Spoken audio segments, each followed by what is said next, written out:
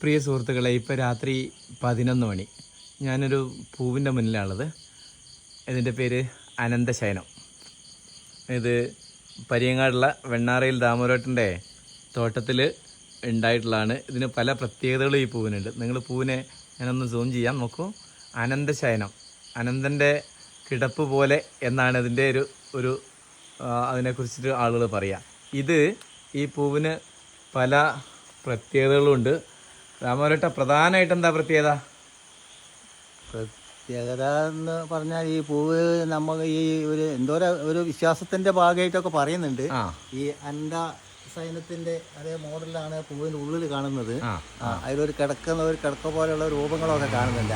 അനന്തശയനത്തിൽ ഇങ്ങനെ കിടക്കുന്ന ശയ്യയിൽ കിടക്കുന്നുണ്ടല്ലോ, അതേ രൂപത്തിലുള്ള ഉള്ളിൽ കാണുന്നുണ്ട്.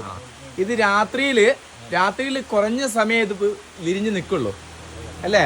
വളരെ കുറഞ്ഞ സമയത്ത് വിരിഞ്ഞ് നിൽക്കുള്ളൂ. രാത്രി ഒരു 10 മണിയാകുമ്പോൾ വിരിയാൻ തുടങ്ങിയാൽ ഒരു 11 മണിയാകുമ്പോഴത്തേ അത് പിരിഞ്ഞു കഴിയും. പിന്നെ അത് നേരം വെളുക്കുമ്പോൾ അത് കൂടി പോകും. അത്രയും സമയം അതിന് കിട്ടുള്ളൂ. അതിമനോഹരം. അതിന്റെ സ്മെല്ലെന്ന് പറഞ്ഞാൽ അടിപൊളിയാണ്. എന്താണ് ഇതിന്റെ ഒരു വാസന എന്ന് പറഞ്ഞാൽ, ഒരു പൂവിന്റെ വാസന ഇത്രത്തോളം രസം ഉണ്ടാക്കില്ല. ഇവിടെ ഒരു 40 പൂവോളം വിരിഞ്ഞിട്ടുണ്ട് അനന്തശയനം. എന്തായാലും പൊള്ളി എന്ന് വെച്ചാൽ പൊള്ളിയാണിതാ. ഇപ്പം അങ്ങ് വിരിഞ്ഞിട്ടേ ഉള്ളൂ. ഇതിൻ്റെ ഒരു സ്മെല്ലുണ്ട്. ഇവിടെ എന്തോ ഒരു പരിസരം മുഴുവൻ ഭയങ്കരമായുള്ള അതിൻ്റെ സ്മെല്ലുണ്ട്. എത്ര പറഞ്ഞാലും മനോഹാരിത തീരാത്തൊരു സുഗന്ധം. അതേപോലെ തന്നെ അതിൻ്റെ ഭംഗി ഇപ്പം വിരിഞ്ഞിട്ടില്ല എൻ്റെ ഒക്കെ.